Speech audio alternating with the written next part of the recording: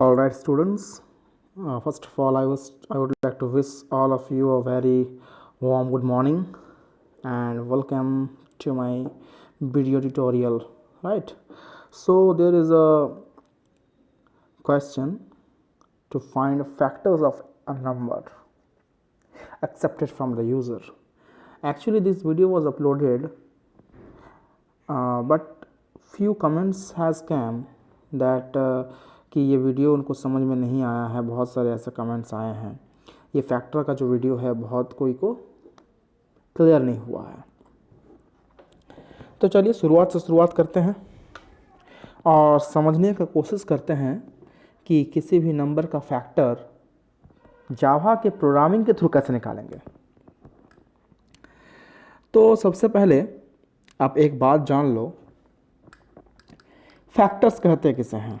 सबसे पहले ये जानना ज़रूरी है. उसके बाद जा कर के आप ये समझ पाओगे कि कोडिंग में उसको कैसे उतारा जाए. देखिए, मान लिया गया मेरे पास एक नंबर है 14. मैं इस नंबर 14 का फैक्टर निकालना चाहता हूँ. तो मुझे क्या करना होगा, सबसे पहले मुझे शुरू से 1 से मुझे डिवाइड करना होगा इसको. तो 1 1 जा 1, 4 उतरा, 1 4 जा 4, कट गया. इसका मतलब 1 इस 14 का एक फैक्टर है. फैक्टर को आम शब्दों में कहे तो वो नंबर जो किसी भी गिवन नंबर को टोटली काट करके यानी कि डिवाइड करके रिमाइंडर 0 देगा. तो इसका एक फैक्टर हो गया 1. क्या 2 का टेबल में 14 आता है? तो आप बोलोगे सर हाँ 2 का टेबल में 14 आता है. क्या 3 का टेबल में 14 आता है? तो आप बोलोगे नहीं सर 3 का टेबल में 14 नहीं आता है. 4 नहीं, 5 का टेबल में नहीं आता है, 6 का टेबल में भी नहीं आता है, 7 का टेबल में 14 आता है. यानी कि 7 भी 14 का एक फैक्टर है. इसके बाद सीधा 14 जो है वो खुद के टेबल में आता है. 14 1 जा 14, राइट. तो ये 4 हम लोग नंबर देख पा रहे हैं यहाँ पर. ये चारों नंबर इस 14 का फैक्टर है. यानी कि ये चारों नंबर 14 को पूरी तरीके से डिवाइड करके रिमाइंडर क्या दे देगा, 0 दे देगा. इसे हम लोग कहते हैं फैक्टर्स. तो फैक्टर निकालने के लिए हम कहाँ से शुरू किए डिवाइड करना? तो आप बोलोगे सर आपने 1 से डिवाइड करना शुरू किया और ख़त्म कहाँ पर किए, वो नंबर जिसको डिवाइड करना आप चाहते हो उस नंबर तक. यानी कि 14 को डिवाइड करके चेक करना चाहते हैं तो 14 तक चलाएंगे. अगर मेरे पास नंबर 4 है तो मैं शुरू करूँगा डिवाइड करना 1 से और चलूँगा कहाँ तक, 4 तक डिवाइड करते रहूँगा. 1 से करूँगा, फिर 2 से करूँगा, फिर 3 से करूँगा और लास्ट में करूँगा 4 से. बात यहाँ तक क्लियर है. चलिए आगे बढ़ते हैं. कोडिंग में कैसे ढालेंगे इसको हम लोग. तो शुरू का जो काम सब है वो तो बेसिक है. फैक्टर नाम का हम लोग क्लास बनाए हैं. थ्रू आईओ एक्सेप्शन हो गया, buffer reader, input stream reader. Inter number, हमने एक नंबर n नाम के वेरिएबल में एंटर कर दिया है. तो n नाम का वेरिएबल के अंदर में एक वैल्यू एंटर कर दिया. सपोज करते हैं 13 एंटर कर दिया हमने, 1 3 13. चलिए आगे. और एक वेरिएबल दूसरा हमने लिया है i नाम का वेरिएबल, जिसका यूज़ करेंगे हम लूप चलाने के लिए. ठीक है, चलिए आगे बढ़ते हैं. हम एक शुरू में मैसेज प्रिंट कर दिए जो कि आपका फिलहाल कुछ काम नहीं है, छोड़ दीजिए इसको, बाद में देखेंगे. हमारा काम शुरू होता है लूप के साथ. ये हमारा लूप है, इसके साथ हमारा काम शुरू होता है. मैं इसको थोड़ा सा बड़ा कर देता हूँ. देखिए,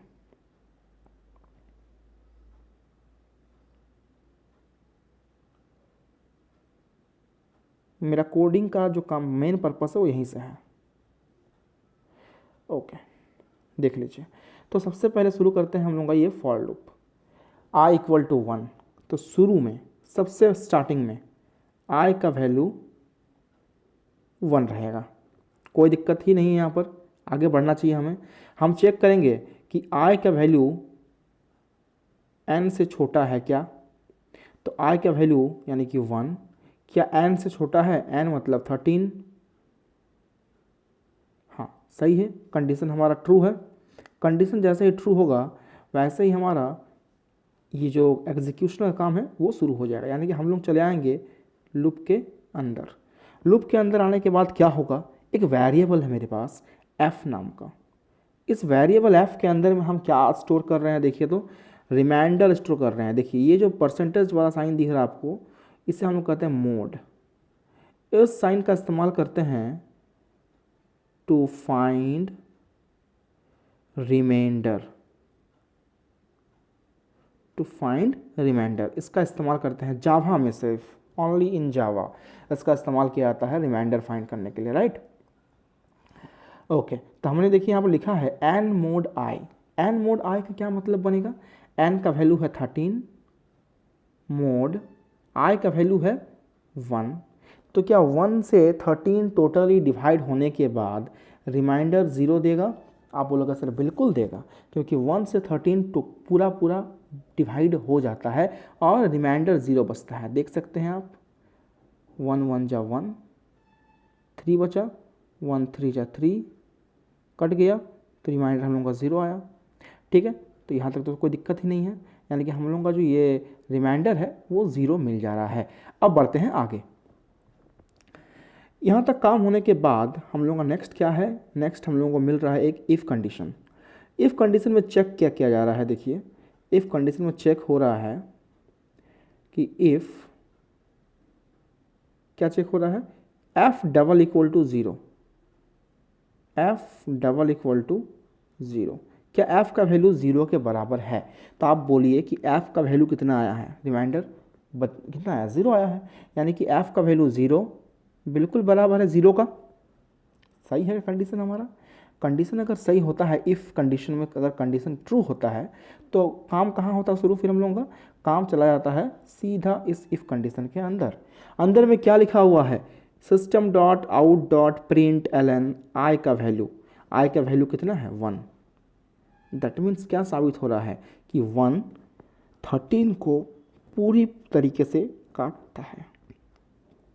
तो आप देख सकते हैं यहाँ पर शुरू में क्या लिखा हुआ था? फैक्टर्स इक्वल टू, ये फैक्टर्स इक्वल टू पहले प्रिंट होगा स्क्रीन पे।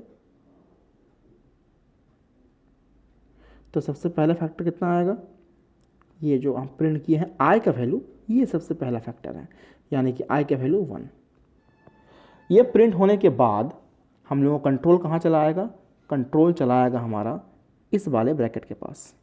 यह ब्रैकेट का कहाँ भेज देगा इसको? यह ब्रैकेट भेज देगा उस कंट्रोल को इस बाहर वाला ब्रैकेट के पास। ये बाहर किसका ब्रैकेट है? तो बाहर में है फॉर लूप का ब्रैकेट। अब फॉर लूप का ब्रैकेट क्या करेगा? क्या उसको बाहर निकाल देगा? तो आप बोलोगे नहीं सर, ये अपने पास से लूप के कंट्रोल को भेज देगा आई प्लस प्लस के पास। आई प्लस प्लस यानी कि I equal to I plus 1। तो आई का वैल्यू शुरू में स्टार्टिंग में 1 था, प्लस अभी 1 बढ़ा रहे हैं, तो आई का नया वैल्यू कितना हो गया? आई का नया वैल्यू हो गया 2। आई का नया वैल्यू हो गया 2, कोई दिक्कत नहीं है। चलिए, आई का जैसे ही नया वैल्यू 2 हो गया, हम लोग इसको यहाँ पर चेंज कर देंगे। ठीक है, आई का वैल्यू 2 हो गया। अब क्या करेंगे? यहाँ कंडीशन चेक करेंगे, क्या i less than equal to n. मतलब क्या? आई का वैल्यू 2 क्या लेस देन एन के वैल्यू 13 है? क्या है ये सही? तो बिल्कुल सही है सर, एन का वैल्यू से तो छोटा ही है आई का वैल्यू, यानी कि हम लोगों का कंडीशन ट्रू हुआ। अगेन कंडीशन ट्रू हुआ तो हम लोग क्या करेंगे? इस लूप के अंदर घुस जाएंगे, इस लूप के अंदर घुस जाएंगे।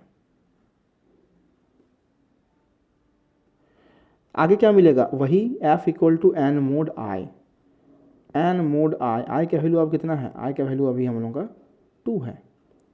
तो क्या 2 से 13 डिवाइड होने के बाद रिमाइंडर 0 देगा क्या? आप चेक करके देख लो।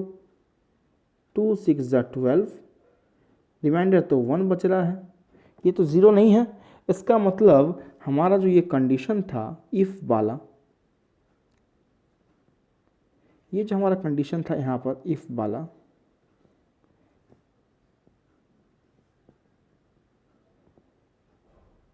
ये condition if f double equal to 0, तो यहाँ तो नहीं होगा भाई, क्योंकि इसका वैल्यू कितना आ रहा है? 1 आ रहा रिमाइंडर।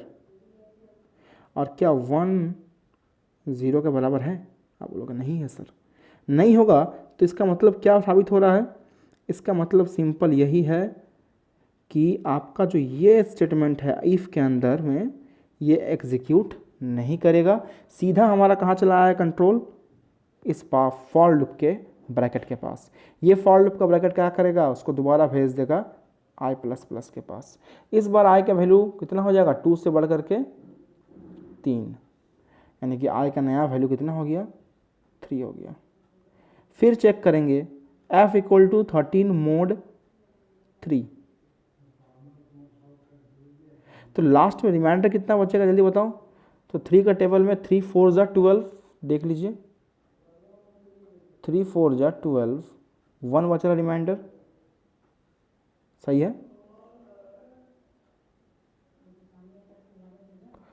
अब जैसे ही रिमाइंडर 1 बचा, अगेन हम लोगों का क्या आएगा, कंडीशन हमारा कहाँ चला आएगा, कंडीशन हमारा चला आएगा इफ़ के पास, इफ़ के पास चला आएगा।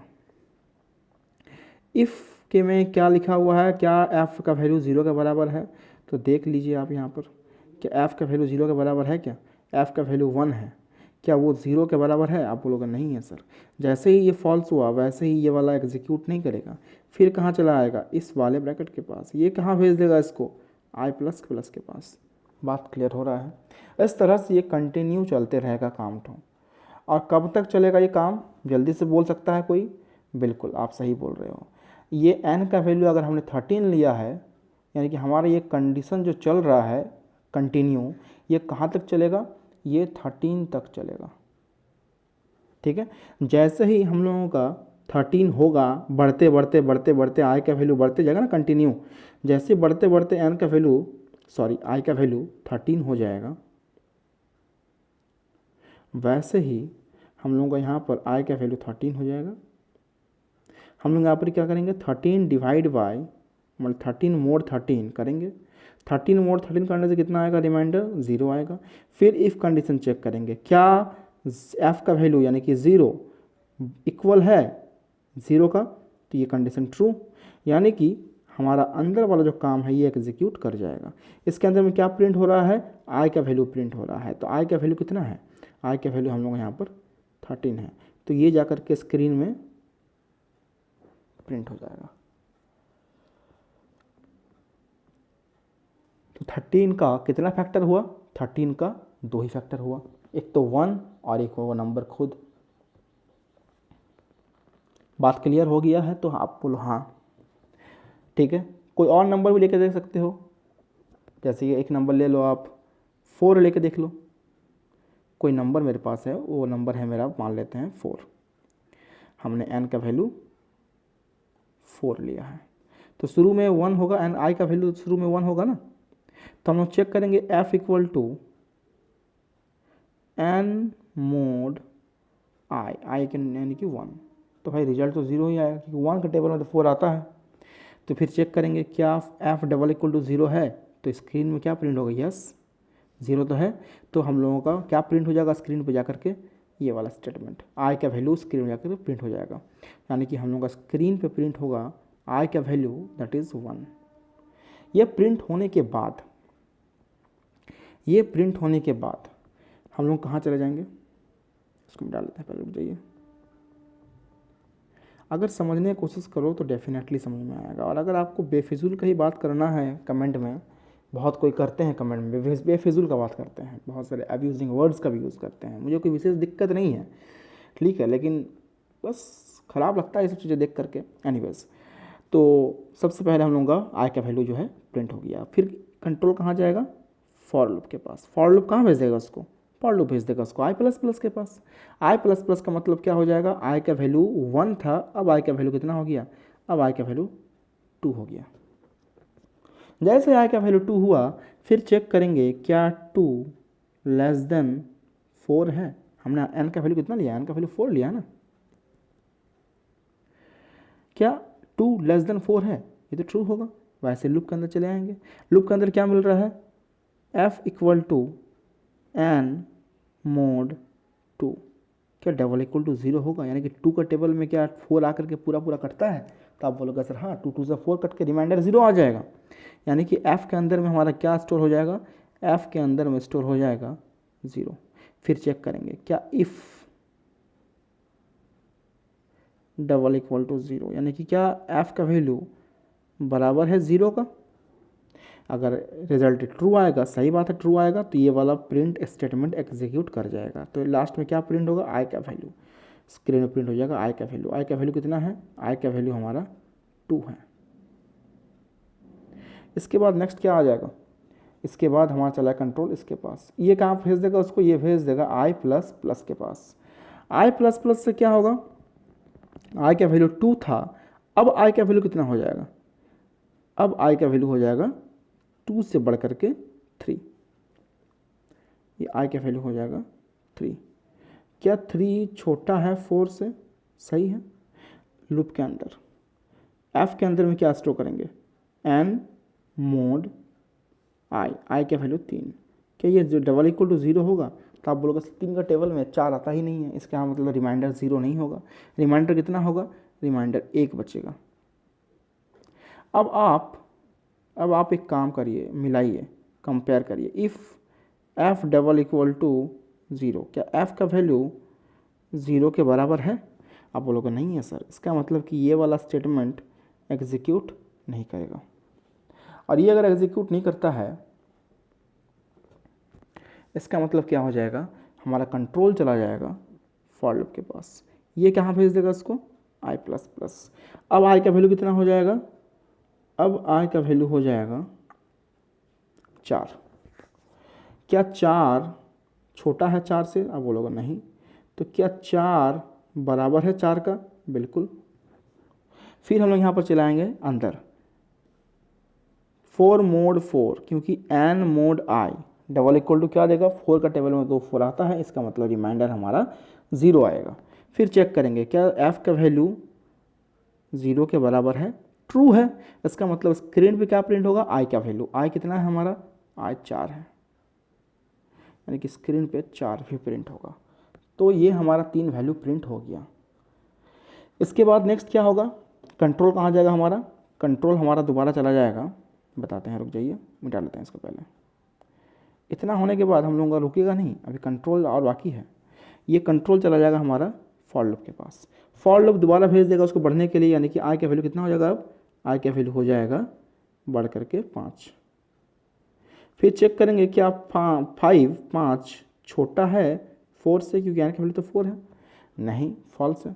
क्या 5 बराबर है 4 के, बोलोगे नहीं, ये भी गलत है। इसका मतलब ये कंडीशन फॉल्स हो गया और ये फॉर लूप बंद, फॉर लूप बंद। जैसे ही बंद होगा वैसे हमारा ये प्रोग्राम भी टर्मिनेट कर जाएगा, ठीक है। तो ये छोटा सा प्रोग्राम था हमारा, जो लास्ट वीडियो में हो सकता है बहुतों को समझ में नहीं आया था, मैं उसको दोबारा से समझाने की कोशिश किया हूँ। मुझे लगता है कि इस बार समझ में आ जाएगा, कोई दिक्कत नहीं होगा इस बार, ठीक है। फिर भी अगर कोई परेशानी रहती है तो हम नेक्स्ट वीडियो में फिर से बनाएंगे इसको, जब तक आपको क्लियर ना हो। और इसे एक बार रन करके देख लेते हैं फटाफट हम लोग, ये कोडिंग किया हुआ ऑलरेडी, चलिए इसको रन करते हैं। हमने लिया था एग्जाम्पल 13 का, 13 का क्या फैक्टर है, 1 और 13, सही है। और एक जगह एग्जाम्पल लेते हैं, हम लोग 3 का लिए थे एग्जाम्पल, 3 नहीं 4 का, 1, 2 और 4, सही है, बात क्लियर हो गया होगा, ठीक है। तो तब तक इस वीडियो को देखिए और अच्छी अच्छी चीज़ें कमेंट करिए। समझ में ना आए तो डेफिनेटली बोलिए, बोलने के लिए मना नहीं कर रहे हैं, लेकिन कुछ अब्यूजिंग वर्ड्स का यूज़ ना करें। Okay, take care, good bye.